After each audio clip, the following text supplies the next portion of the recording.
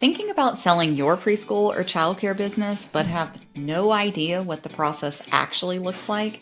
You're not alone. This is one of the most common questions I get from owners, and today I'm going to walk you through the exact steps, how long it typically takes, and what really makes the difference between a smooth, profitable deal and a stressful one. I'm Chelsea Rue, a childcare sales specialist, and this is what I do every day.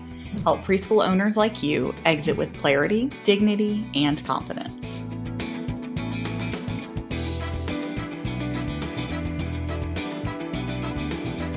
So it's not like selling a house. Let's start with a quick mindset shift. Selling a preschool is not like selling a house. This isn't a quick MLS listing where you hand over the keys and walk away.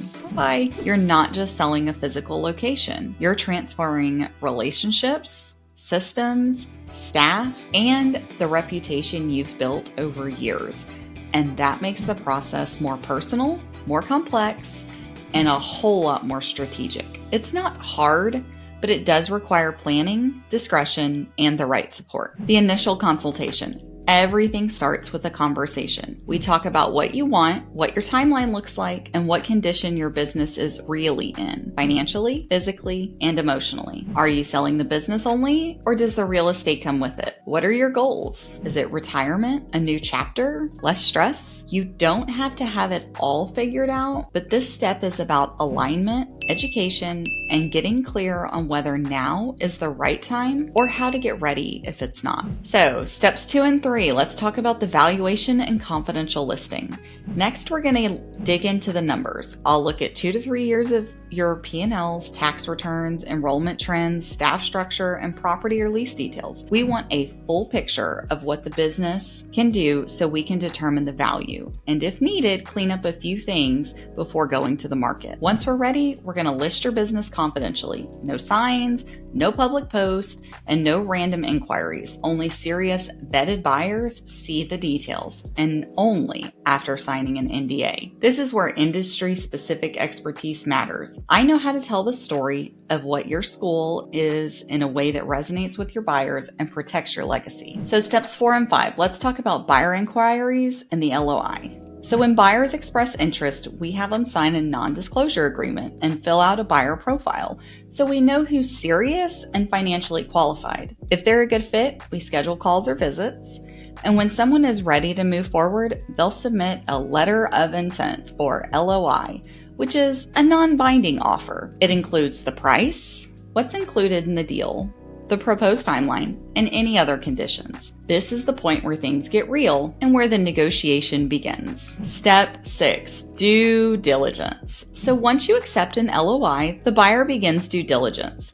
This is where they review everything: financials, payroll reports, licensing history, contracts, and often do a building inspection if real estate is involved. I won't sugarcoat it. This part can feel a little invasive, but it's a very standard part of every deal. The good news, a good broker keeps it organized, keeps it respectful, and shields you from overwhelm. Preparation up front makes this step so much easier. Step 7, financing and legal docs.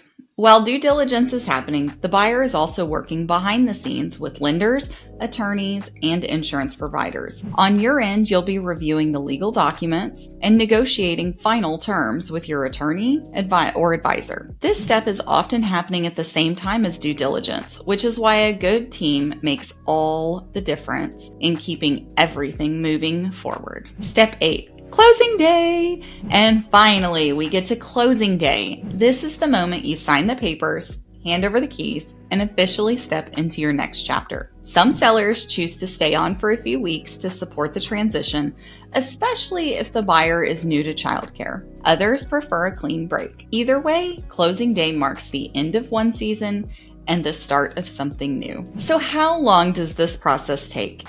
And here's a general timeline. Valuation and prep, 1 to 3 weeks. On the market, 2 to 6 months. LOI to close, 60 to 90 days. Some schools sell faster, others take longer, especially if the books are messy, the enrollment is down, or funding gets delayed. The biggest factors: clean financials, stable operations, and a seller who's emotionally and logistically ready. Pro tip: preparation equals profit. I'll leave you with this. I had 2 owners go under contract the same month. One had clean books, clear systems, and a strong foundation. The other, not so much. Missing payroll reports, red flags everywhere. Guess who closed first and at a better price? Buyers pay more when they feel confident. Preparation isn't just a courtesy, it's a value multiplier. So let's get you exit ready. If you're even starting to think about selling, whether it's 6 months or 6 years from now, the best thing you can do is start preparing early. Head over to chelsearue.com to download the preschool sales process checklist and access my full library of free tools for owners like you. And if you're ready to have a real conversation about your school's value or timing, you can book a private strategy call right from the site. You've built something special. Let's make sure you exit with clarity, confidence, and the return you deserve.